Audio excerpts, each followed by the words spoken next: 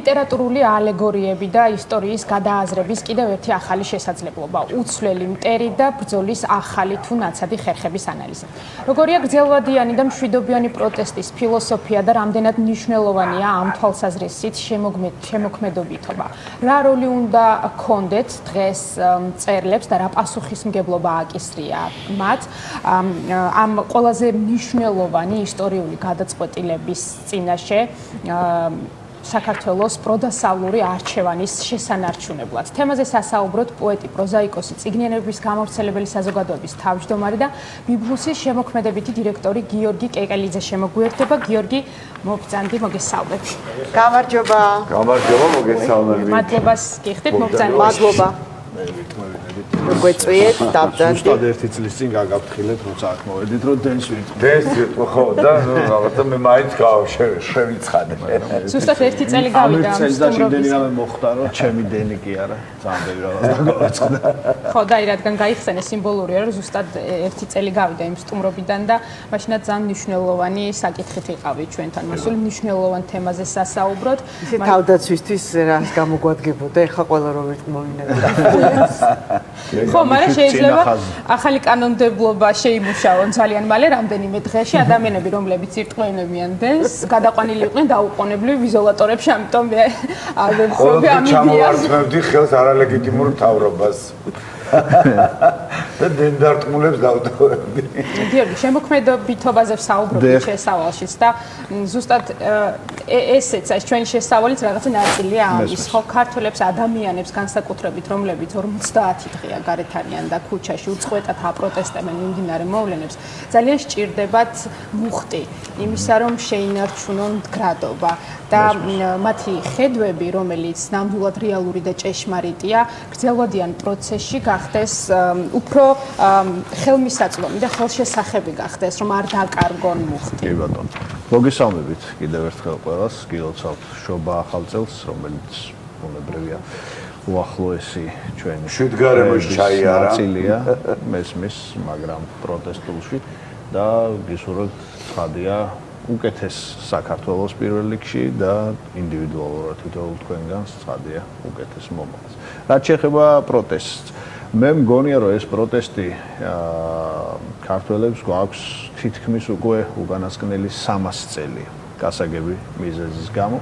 ჩვენი ჩრდილოელი მეზობელი სხვადასხვა ფორმით გადაბმული რეჟიმის მეშვეობით გარკვეულწილად ცდილობს რომ ჩვენ ქართველებს არ გვქონდეს საკუთარი ქვეყანა. ამ გქონდეს ისეთი ქვეყანა, როგორიც მათ მოსწონთ და აწყობთ.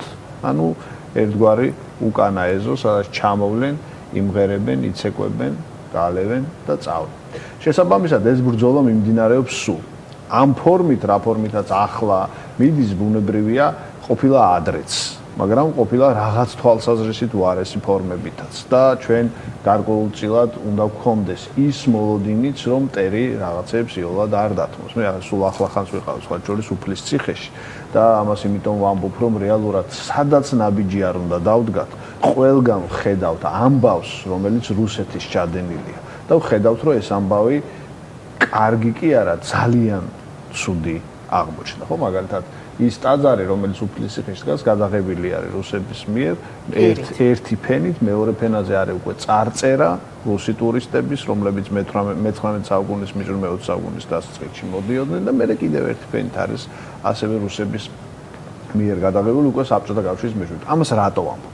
ანუ ამ ყველაფერს, აი მაგალითად მწერლების პროტესტ, სხვა ადამიანების პროტესტ, რაღაც კონკრეტული ვიწრო პოლიტიკური დღის წესრიგი კი არ მართავს.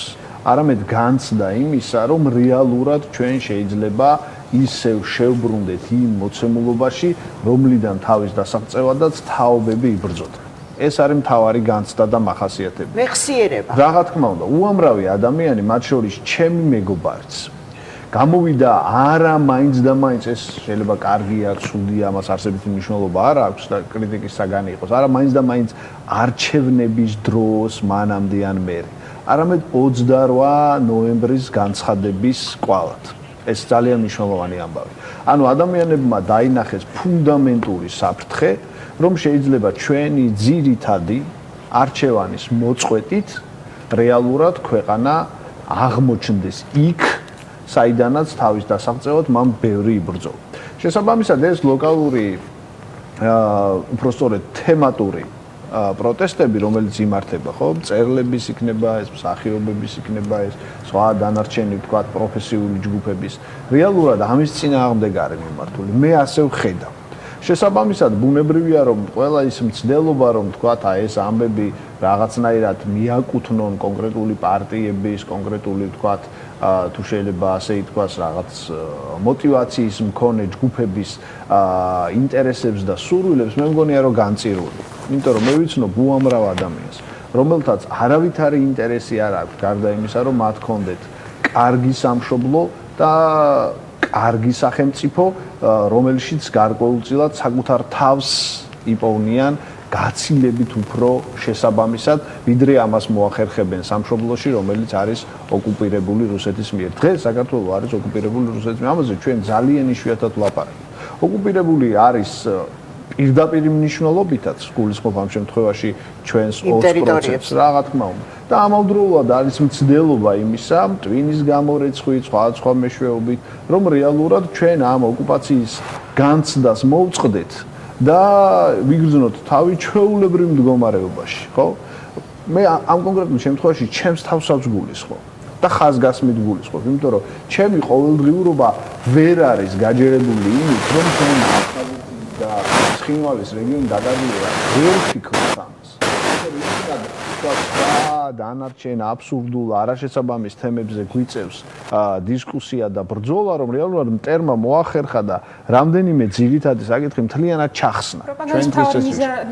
რა თქმა უნდა. რომ იმუშაოს კი, რა თქმა უნდა. რომ თავარი საკითხი, იგივე ოკუპაცია, კი, ძალიან მარტივი, პრიმიტიული მესიჯებით, ხო, რომ აი დათვის ბაბაია უნდა დაუძახო და ასე შემდეგ და ასე შემდეგ, რომელიც საქართველოში იმედი მაქვს, რომ არასდროს არ იმუშავებს.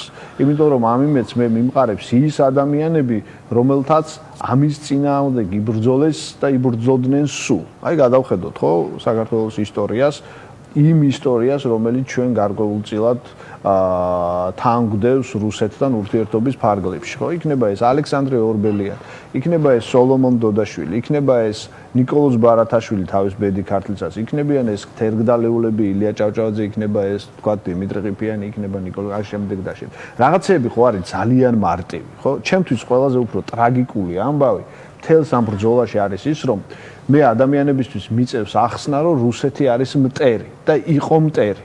ხო, აი ძალიან მარტივი საქმე.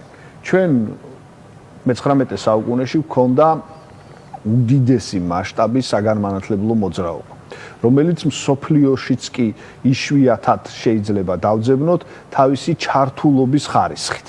წერა-კითხვის გამავრცელებელი საზოგადოება, ხო? ადამიანებმა შეძლეს და შექმნეს სივრცე არასამთავრობო, სხვათა შორის, რომელმაც მოახდინა უდიდესი გავლენა და ჩვენ რო დღეს ქართულად ვლაპარაკობთ, კითხულობთ და წერთ, არის ამის ერთგვარი წვლილი. ხო, ამას რატო ვამბობ? ორივე თავმჯდომარე არის მოკლული რუსების მიერ. ერთი ქართველების ხელით, ერთი პირდაპირ. დიმიტრი ყიფიანი, ილია ჭავჭავაძე. მარტო ეს ორი ამბავი რო იყოს. მარტო ეს ორი ამბავი, ეს უნდა გვეყოს იმის გასააზრებლად, რატო არის რუსეთი მტერი, რატო არის ეს დიდი შიში დღეს საქართველოში, რომ შეიძლება აი ამ გადაწყვეტილებით ჩვენ და გაუგებარი და ჩემი აზრით მაინც და მაინც არარაციონალური ფლირტით ჩვენს მტერთან აღმოჩნდეთ ისე უკან. აი ეს არის ძირითადი სათქმელი, დარწმუნებული ვარ იმ ბევრი ადამიანის, რომელიც დღეს ამ საკითხთან დაკავშირებით ხედავს. მაგის კითხების პერიოდში ყოველთვის გვიბრუნებენ ხოლმე პასუხს, რომ აი რუსეთს დიდი მტერი თურქეთია და ეს პროპაგანდების ნაწილი. გაправების რუსეთის გაправების რაღაცას მას ეძებნა. მაგრამ ერთი რამეც უნდა ვთქვა და უნდა ვთქვა აუცილებლად, რომ რეალურად ჩვენ ძალიან ბევრი რაღაც დავაკელით ერთმანეთთან საუბრის მიმართულებით. ჩავკეტეთ ეს კედლები, ხო? მე ვიცი რომ ადამიანები, რომლებიც მეორე ადამიანებზე იძახდნენ, ახლა ეს ბნელია, დავბლოკავ, არ დაველაპარაკები ასე. მე სხვა ელაპარაკება იმ ადამიანს და ის სხვანაირად უხსნის ამ ამბავს. ამიტომაც მე, როდესაც ჩავდივარ სოფლებში და იცით რომ ძალიან ბევრ სოფელში ყოფილვარ 2000-ზე მეტ სოფელში წიგნი ჩამიტანია ხო მე არ ვარ პოლიტიკური პროპაგანდისტი მე არ მაქვს პოლიტიკური ინტერესები არც არასდროს არ მექნება სხვა ტიპის ნატურა მაქვს მაგრამ მე მიყვარს ჩემი სამშობლო და სამშობლოზე ველაპარაკები ადამიანებს და ვიცი რომ მათ რაღაცა აკლიათ ლაპარაკი აკლიათ ინფორმაცია აკლიათ ამიტომ მე ახლა შეიძლება მაინც და მაინც კონკრეტულად ვიღაცეებისკენ და ორგანიზაციებისკენ ხელის გაშვერის დრო არ იყოს მაგრამ დავაკეთეთ ამ ადამიანებთან ლაპარაკში, იმიტომ რომ ვიღაც სხვა მივიდა, მან სხვანაირად ელაპარაკა უფრო მეტი და დღეს გაჯიუტებულები არიან ამის მე მგონი დაიჯერეს გაჯიუტდნენ და შეინარჩუნეს. ამიტომ ჩვენ უნდა გავაგრძელოთ მათთან ლაპარაკი. მე არ ვარ ადამიანების გაუქმების მომხრე. მე არ ვარ ადამიანების უკიდურესი სტიგმატიზაციის მომხრე თუ რაღაც სპეციფიკურ შემთხვევებთან არ გვაქვს. აუცილებლად აი ასე ტელევიზიითაც უნდა ველაპარაკოთ და უნდა უთხრათ რომ მე ვიცი რომ თქვენ სამშობლო გიყვართ, მაგრამ ამ სამშობლოს დღეს ნამდვილად აქვს პრობლემა. ნამდვილად და ამ მიზანს ემსახურება სწორედ ჩვენი მედია პლატფორმაც. გიორგი, აუცილებლად უნდა გითხო ეროვნულ ბიბლიოთეკასთან დაკავშირებით. რომ შემოდიოდი სტუდიაში ვახსენეთ ერთი წლის წინანდელი ეთერი, რომელიც ზუსტად ამ თემას ეხებოდა. ერთი წელი გავიდა მას შემდეგ, რაც ეს თანამდებობა დატოვე, ვიცით რომ ეროვნულ ბიბლიოთეკაში გაატარე 10 წელზე მეტი და მნიშვნელოვანია ამ დროს ასეთი დაწესებულებები, რომლებიც მათ შორის ბიუჯეტიდან ფინანსდება, ხო, გადამხდელების რესურსით. როგორ უნდა აფიქსირებდეს საკუთარ პოზიციას, ან რამდენად მნიშვნელოვანია, რომ ამ დროს ღია იყოს ეროვნული ბიბლიოთეკის კარები, უნდა გავიხსენოთ აუცილებლად ის ფაქტი, როდესაც ერთ-ერთი დარბევების დროს ეროვნული ბიბლიოთეკის კარი იღებოდა ხოლმე ახალგაზრდებისთვის, რომელსაც სრებულსადენი გაზი ჰქონდათ ნასუნთქი, ან რობოკოპები მოსდევდნენ. დღეს რა ხდება და შენი შეფასება ძალიან საინტერესოა. საკუთრივ ეროვნულ ბიბლიოთეკაზე ალბათ ბევრს ვერ ვისაუბრებ, ჩემთვის ეს კიდევაც სპეციფიკური ამბავია და შესაბამისად ვითვალისწინებ ძალიან ბევრ ფაქტორს. მე ვიცი რომ იქ ძალიან ბევრი კარგი პატრიოტი ადამიანი მუშაობს და მათი განცდა გარკვეულწილად არის თანხვედრი ჩემს განცდაზე, მაგრამ ზოგადი პასუხი თუ გაინტერესებთ, მე მგონია რომ ამ მოცემულობაში მოქალაქეობა არის უპირატესი. და შესაბამისად ნებისმიერ საჯარო მოხელეს უნდა ჰქონდეს განცდა იმისა, რომ ის პირველ რიგში არის მოქალაქე ქვეყნის. და მოქალაქეობა გულისხმობს ვალდებულებას. თუ ჩვენ ვართ ისეთი ადამიანები, რომლებიც გარკვეულწილად გადავწყვეტთ, რომ მოვწყდეთ ამ წუთის სოფელს, უნებრივია ეს ჩვენი უფლებაა და მე ვიცი რამდენიმე შესანიშნავი ადამიანი, მათ შორის მწერალიც, რომელიც ცხოვრობს განრიდებით და ეს მისი გადაწყვეტილება და მე არ ვარ მაინც მომხრე რომ ვიღაცები აიძულოთ რომ ჩაერთონ სოციალურ ცხოვრებაში, მაგრამ ყველა საჯარო მოხელი ავტომატურად მონაწილეობს საჯარო ცხოვრებაში. ეს მისი არჩევანია. და ამ მონაწილეობის პარალელურად მათ აუცილებლად უნდა დაძლიონ შიში. მე გულისხმობ იმათ, ვინც არის იმ აზრზე, რომელზეც არის. ვიღაცა შეიძლება განსხვავებულ აზრზე. და ამ შიშის ყვალად აუცილებლად ხმამაღლა უნდა ილაპარაკო. მათ შორის საქმე ეხება მასწავლებლებსაც. ეს არის უკიდურესად მტკივნეული ამბავი. გუშინ მაგალითად, რა თქმა უნდა, ცოტა ხნით და სიმბოლურად, მაგრამ ყველაფერი მნიშვნელოვანი ზუგდიდში დააგავეს შესანიშნავი მასწავლებელი მიკო მიქავა, რომელიც ძალიან დიდ საქმეს აკეთებს. მათ შორის სვანეთში წიგნიერების პოპულარიზაციისთვის. ნუ რაღაც სიმბოლური აქტისთვის, რომ კანონს მისადაგებ ყველაფერს. კანონის მისადაგება შეიძლება ვიღაცამ თქვას, რომ მე უბრალოდ აი ხელი ასე მიდევს და კანონის რომელიღაც ქვე ჩანაწერით შეიძლება ეს იყოს პატარა პრობლემა და ამიტომ მოდი 15 საათი დავატოვო. ამიტომ ამ ყველაფერს ყველა სიმბოლური მახასიათებლები აქვს. მე ძალიან გამიხარდებოდა რომ ამას რატო ვლაპარაკობ, რომ მიკო მიქავას გამოხმაურებოდნენ, მათ შორის ის ადამიანებიც, რომლებიც მის აზრზე არ არიან. ეს არის მოქალაქის ვალი პირველ რიგში, რომ მან დაიცვას დაჩაგრული. და ეს ამბავი ცოტათი მაინც პრობლემური. მე ვიცი რომ ჩვენ აღფრთოვანდებით სხვა ადამიანების სოციალური აქტიურობით და შემდეგ, მაგრამ რეალურად მაინც არ არის იმ საფეხურზე, რომელსაც ვისურვებ. მე კიდე ერთხელ ვამბობ. მათ შორის გულისხმობ იმ ადამიანებს, რომელთაც განსხვავებული პოლიტიკური არჩევანი აქვს. და ასეთი ადამიანები უნებრივია არის და არაერთი, ხო? მაგრამ მათ უნდა გქონდეთ იმის განცდა, რომ ეს არ არის პოლიტიკური კუთვნილების საკითხი, რაღაც უსამართლობა რომ მოხდება ნებისმიერ, მათ შორის ჩემი მტერის მიმართაც, ხო? შენ უნდა მოახერხო და დადგე საკუთარ თავზე მაღლა და უნდა ილაპარაკო ამასთან დაკავშირებით. ძნელია. მე თვითონაც რამდენიმე ადამიანთან დაკავშირებით შეიძლება გამჭიროებია ეს ამბავი. ძალიან რთულია. იმიტომ რომ ბუნებრივია, რომ საკუთარი პერსონალური გამოცდილებები არსებობს, მაგრამ ეს პერსონალური გამოცდილებები მაინც საერთო საზოგადოებრივ ველში ცოცხლობს და თუ ეს საზოგადოებრივი ველი ჯანსაღი არ იქნება, მაშინ ვერც იმ ნაწილს ვერ მოვაგვარებ. ამიტომ არ ვლაპარაკობ, თორე ჩემი საქმე ეს არ არის. ზოგადი აზრით, პოლიტიკა ჩემი საქმე პარტიული მithumetes არ არის, არც ყოფილა, არც იქნება არასდროს, იმიტომ რომ ჩემი мотиваციები მიემართება ლიტერატურას, განათლებას, ხელოვნებას, ცოდნის გავრცელებას. მეტი სურვილია, მე მირჩევნია რომ აქ ეთერში ვიჯდე და ამ აქციებზე კი არ ვლაპარაკობდე რომელიმე სოფლის ბიბლიოთეკის პრობლემაზე, რომელსაც ერთობლივად მოვაგვარებ, მაგრამ ახლა ეს არის დღის წესრიგში. და შესაბამისად მგონია რომ ეს განცდა ყველას უნდა ქონდეს, ჟურნალისტსაც, მასწავლებელსაც, ბიბლიოთეკარსაც, რა ვიცი. ყველას ყველას და ახსენ სიმბოლოებით არის დატვირთული ჩვენი ისტორიაც და ლიტერატურაც და მაყურებელს უნდა ვუთხრათ რომ კვირას 18 იანვარს 18 საათზე რუსთაველის ძეგლთან არის ვეფხის ტყაოსნის მოყვარულთა მარში და ანონსებული სწორედ ჩვენთა რუსთაველის ძეგლთან შეიკრიბებიან ადამიანები რომლებიც განსაკუთრებულად პატივს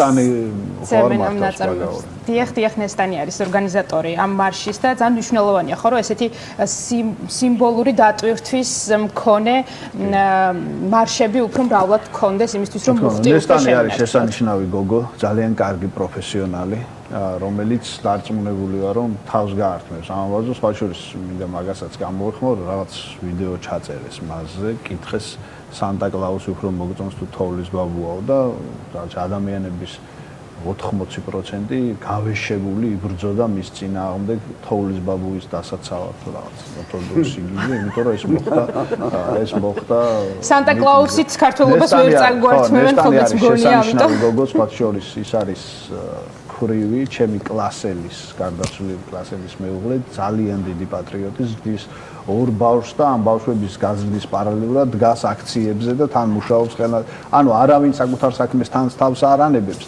თან პერსონალურადაც ცდილობენ რომ ოჯახი გამოყვებონ და თან რაღაც მასიკებია და მე ჩვენ ვაგინებთ, იმიტომ რომ რაღაცა გაუგებარი. ხო, და კიდე ადამიანები იყვნენ თუ პრობოტები, კიდე საკითხავია ხო. ხო, ვიღაცა დგას. თუმცა ხო, აღსანიშნავი იყო ნამდვილად.